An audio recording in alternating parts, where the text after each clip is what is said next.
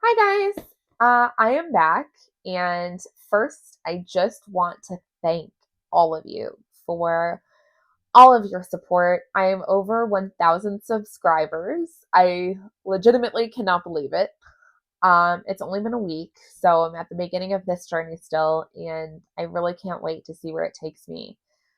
If you're watching this video and you are not a subscriber, please feel free to hit that button below, subscribe to my channel, give this video a like if you think that it relates to your life and you gained something from it, and give me a comment if you have any thoughts of your own.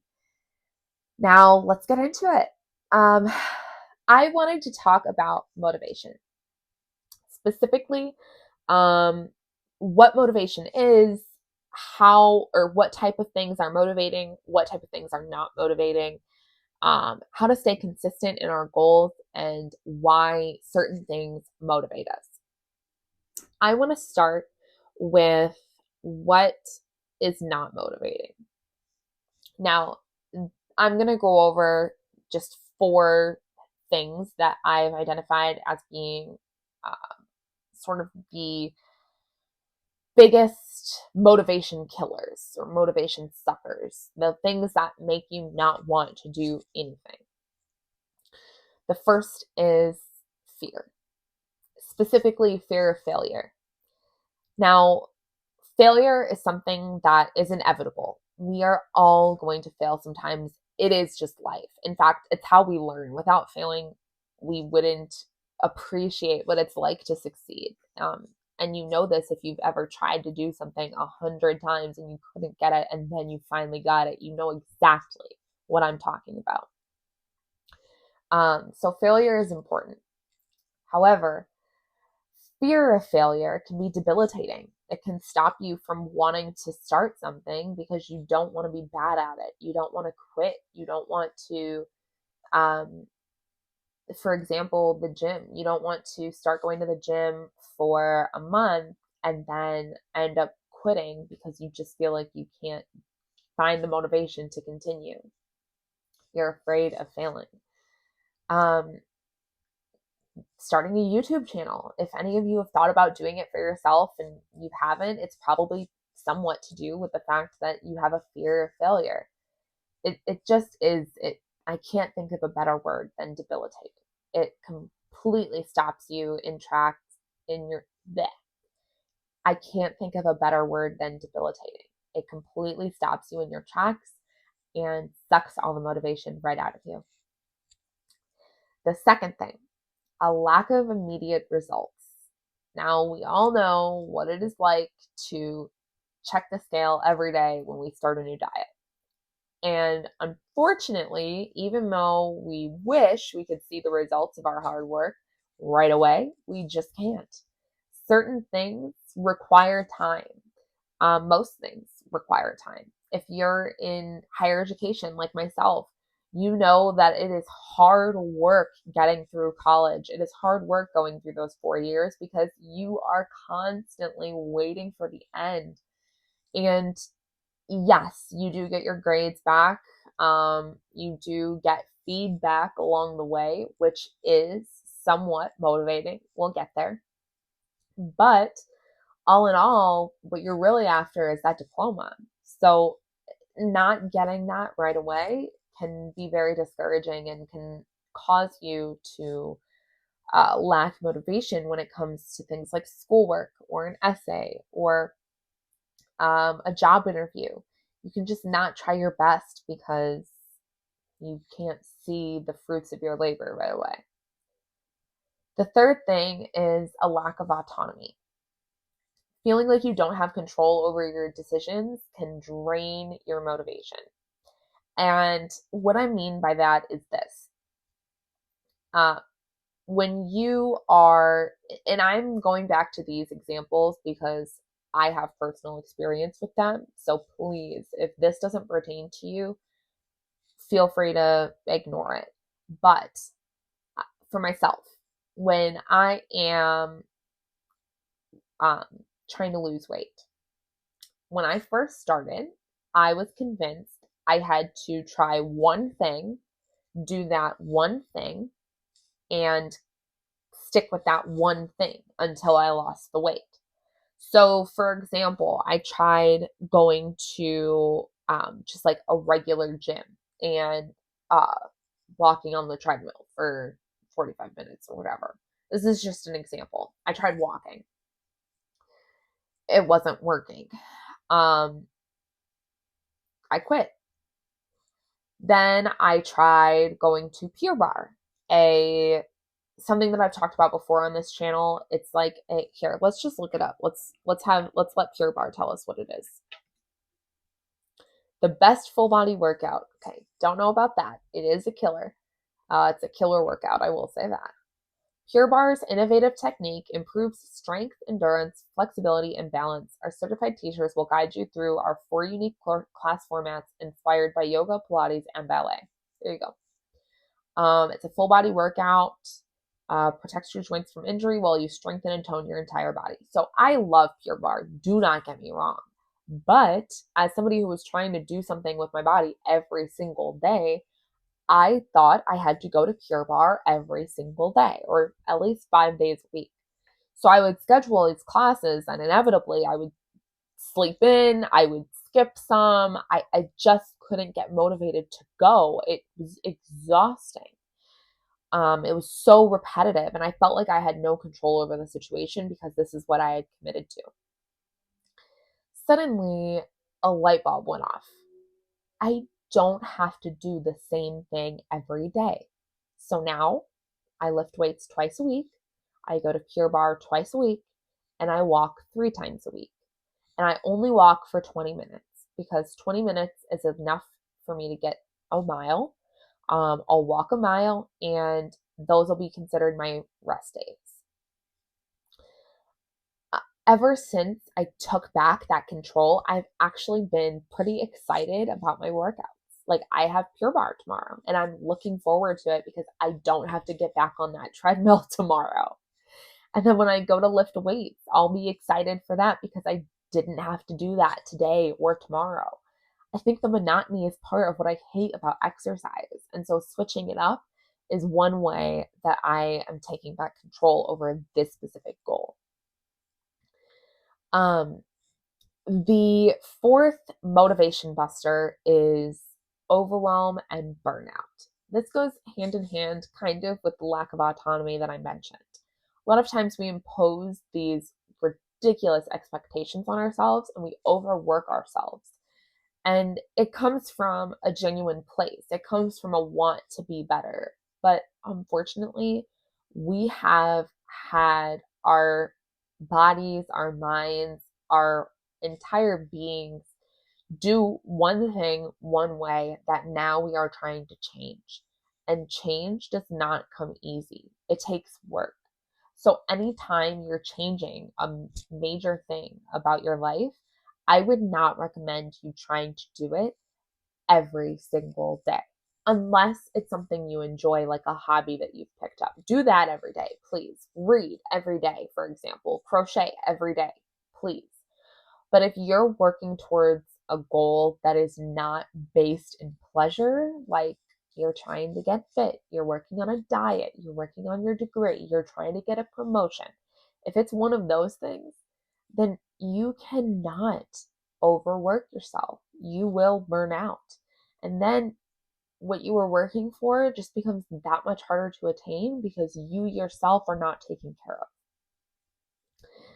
That is one thing I've definitely learned. It is crucial to pace yourself and to allow time for rest and recovery. That's what my walking is. But I still get to move my body. Anyway. So that's what's not motivating. What is motivating? I've identified 4 main things for this as well. And obviously there are other things that are motivating other than these 4 things, but this is just what I've identified. The first thing, intrinsic motivation. Now, for those of you who don't know, intrinsic motivation is any motivation that comes from within yourself. So, like I was discussing, if you're excited about a hobby, like crocheting, for example, and you want to crochet every single day, that's motivating for you. That interest will keep you motivated to crochet. That's intrinsic motivation. It comes from within yourself. The second type of motivation is extrinsic motivation. Now, this kind of motivation comes from external factors, such as grades, a pay raise, an award that you're working toward. All of those things would qualify as extrinsic motivation. So just remember extrinsic external, intrinsic internal.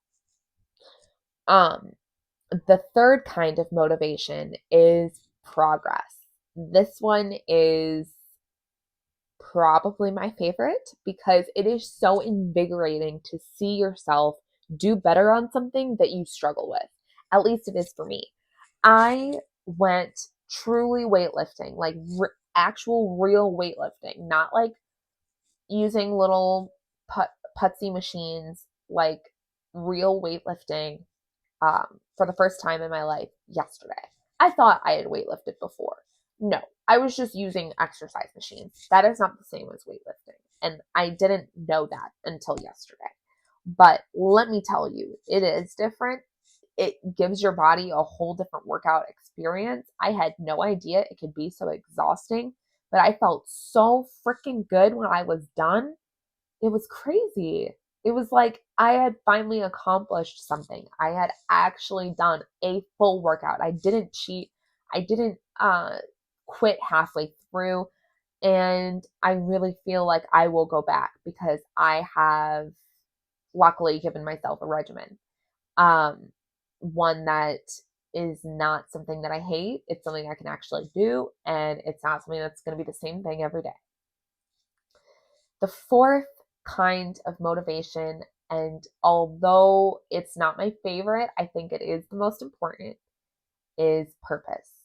And I mean your overall purpose, your larger purpose. Now, this is coming from an atheist, so I need you to know I don't just mean religion.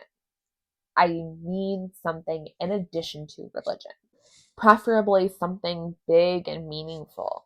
You can say, like, I personally, you might think I'm a little woo, but I feel very connected to the universe. I feel like I have a purpose to connect with people. I feel like I have a larger presence than I've held previously in my life, and I want to start experiencing that. And so that's keeping me motivated to just better myself and to stick to my word. Um, if I say I'm going to do something, I actually do it, because breaking a promise to yourself is worse than breaking a promise to somebody else. And I didn't believe that until recently, but I believe that now. Um, because it just damages your self worth, your self esteem, your self confidence. And without those things, you can't really become better and emotionally secure in general, you know? Anyway, um, the next thing I wanted to talk about is why those things motivate us. Generally speaking, things that are personally enjoyable or fulfilling tend to generate lasting motivation. If it's something that you love, that love will keep you coming back even when there aren't external rewards for whatever effort you've put in. A sense of achievement is another reason why we pursue goals and why things motivate us. We want that achievement. We want to feel like we've accomplished something. I know I always feel better when I've done something throughout my day versus having really accomplished nothing. um, Recognition, validation, that's another reason why things motivate us. We want to be recognized for the work that we put in. We want that validation from others and from ourselves as well. That's kind of also what I was talking about when I say we want to keep promises to ourselves. That recognition, that validation comes from ourselves as well. And if we break our promises, then we invalidate our worth. It's just really important. I wanted to double down on it. And believing that you can improve over time makes a challenge feel motivating as well. Obstacles can be opportunities to grow. And I think that it's so important we see them that way, because without seeing them that way, we won't stick to our goals when they get difficult. Um, the last thing I really wanted to talk about today is how to stay consistent in your goals. Now, when you first set a goal, you need to set what you call a SMART goal. And SMART goals are, what are SMART goals? Let's see. They're specific, they're measurable, they're achievable, they're realistic, and they're timely. Is that right?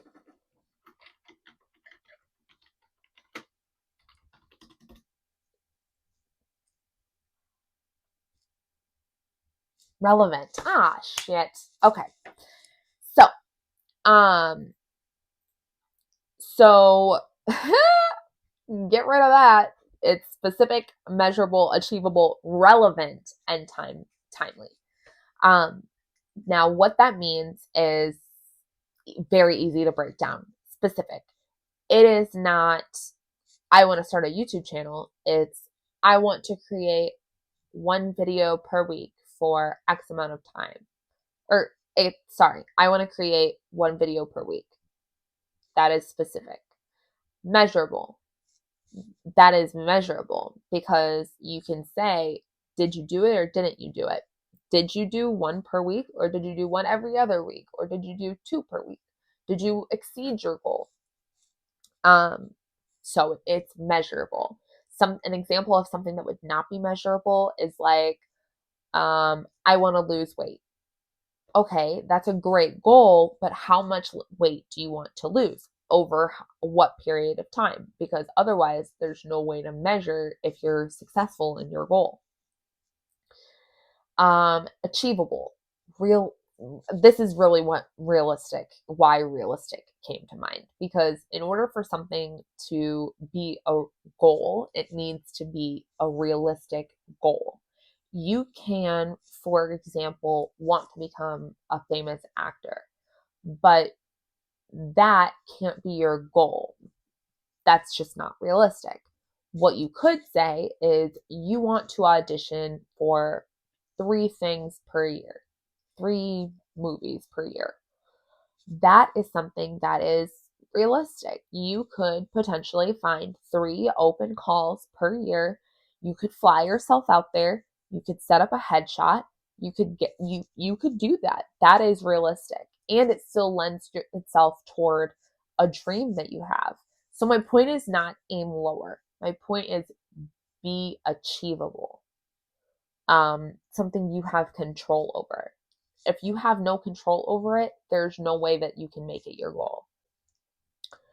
Relevant is basically asking, does this goal align with the bigger picture? So, for example, if your goal is to audition for 3 movies per year, does that align with your larger goal of wanting to be an actor as a profession?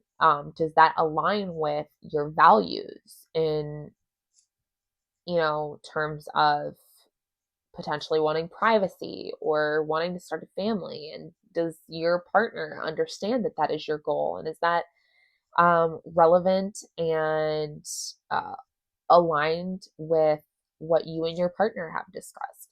All of those things are things to take into consideration when setting your goals, because you don't want to take your life off track for something that you don't need. You know what I mean?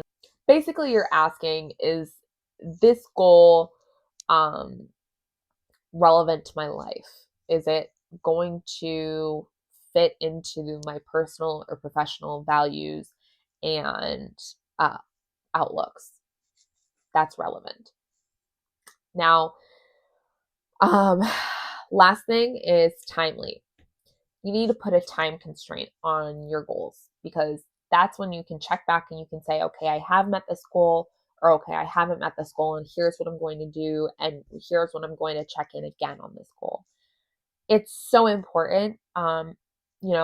So like my example earlier, instead of I'm going to start a YouTube channel, I'm going to upload a video per day for um 3 months.